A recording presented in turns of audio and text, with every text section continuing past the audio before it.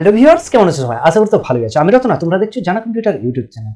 আজকে তোমাদের দেখাবো ফটোশপের মধ্যে তোমরা একটা ফটোকে কিভাবে খুব কম সময়ের মধ্যে পাসপোর্ট সাইজের ফটো ক্রিয়েট করে নিতে পারবে এবং সেটাকে A4 সাইজের মধ্যে 6টা ফটো সেট করতে পারবে খুব কম সময়ের মধ্যে। সেটা কিভাবে? এক্সেল ফাইল দিয়ে। তো আজকে তোমাদের সেই এক্সেল ফাইলটা দিয়ে কাজ করে দেখাবো এবং এক্সেল ফাইলটাও তোমাদের কিন্তু শেয়ার করব। তো ভিডিওটা কন্টিনিউ করো, কারণ ভিডিওর মধ্যে অবশ্যই জানো আমার চ্যানেলের মধ্যে কিভাবে পাসওয়ার্ড থাকে। এই নিয়ে আর বলার কিছু নেই, অবশ্যই ভিডিওটাকে স্কিপ না করে দেখবে, তবেই কিন্তু পাসওয়ার্ডগুলো পেয়ে যাবে। স্টেপ বাই স্টেপ পাসওয়ার্ডগুলো দেখে কিন্তু কালেক্ট করলেই তোমরা কিন্তু এক্সেল ফাইলটা পেয়ে যাবে। তো চলো কিভাবে A4 সাইজের মধ্যে কিভাবে পাসপোর্ট সাইজের ফটো ক্রিয়েট করে নিতে হয় বা মোবাইল থেকে তোলা ছবি সেই কিভাবে 5 থেকে 10 সেকেন্ডের মধ্যে কিভাবে পাসপোর্ট ফটো বানাবে চলো সেটা দেখি। তো এটার জন্য আমি সর্বপ্রথম ফটোশপের মধ্যে চলে এসেছি। তোমরা ফটোশপটা ওপেন করে নিয়ে একটা A4 সাইজ পেজ নিয়ে নিবে।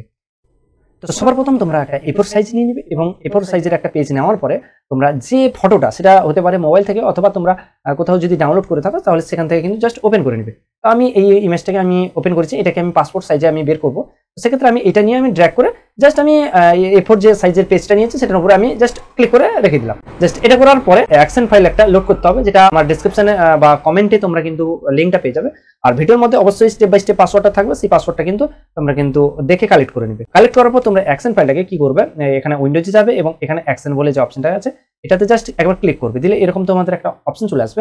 এটা আসার পর তোমাদের এই যে 3 ডট দেখতে পাচ্ছ, এখানে তোমরা ক্লিক করবে 3 ডট, এখানে লোড অ্যাকশন, ঠিক আছে? এই লোড অ্যাকশন যেটা আছে লোড করার জন্য বলছে, সেখানে লোড অ্যাকশনে ক্লিক করবে এবং যেই ফোল্ডারে তোমাদের এই অ্যাকশন ফাইলটা ডাউনলোড করে আনজিপ করে রেখেছো সেই অ্যাকশন ফাইলটা কিন্তু এখান থেকে জাস্ট লোড করে নিবে।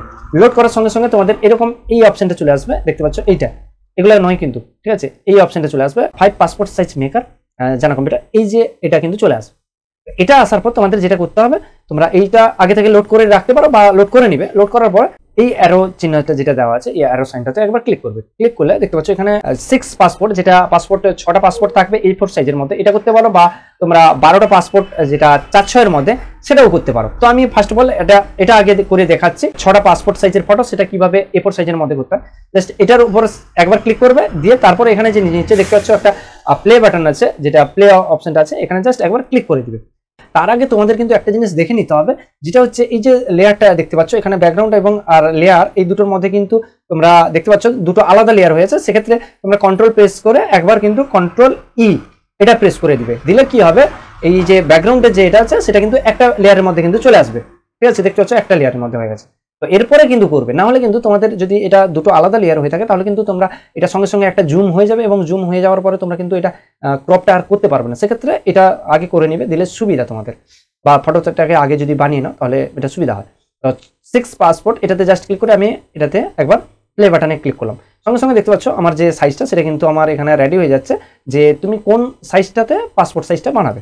তো এটা জাস্ট একবার এই ফ্রেমের মধ্যে তোমার যে পাসপোর্ট ফটো যেটা হবে সেটা কিন্তু এই জায়গাটার মধ্যে কিন্তু তোমাদের বসিয়ে দিতে হবে।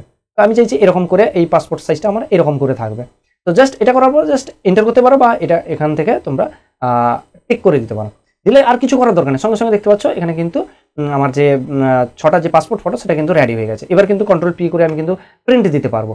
তো এখান থেকে আমি প্রিন্টার দিচ্ছি না, আমি তোমাদের সিম্পল আরেকটা দেখিয়ে দিচ্ছি, যেটা হচ্ছে 4-6 পেজের মধ্যে।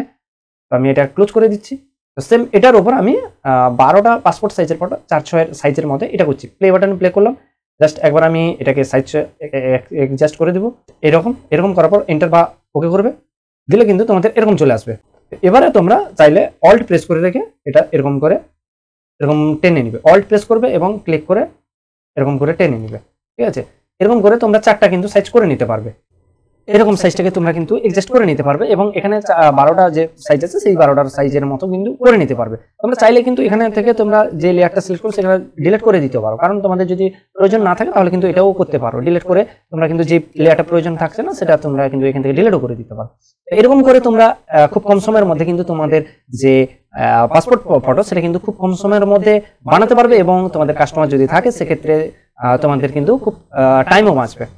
তো এই ছিল আজকের ভিডিও। যদি ভিডিওটা ভালো লাগে বা যদি অ্যাকশন ফাইলটা তোমাদের কাজে লাগে তাহলে অবশ্যই তোমরা ডাউনলোড করে ব্যবহার করো, আর ভিডিওর মধ্যে একটা অবশ্যই কমেন্ট করে জানাবে তোমাদের কাজে কতটা লেগেছে। আর চাইলে কিন্তু তোমরা অবশ্যই টেলিগ্রাম চ্যানেলে জয়েন হয়ে যেতে পারো। দেখা হচ্ছে অন্য কোনো ভিডিওতে, ততক্ষণের জন্য bye bye, take care, thanks for watching.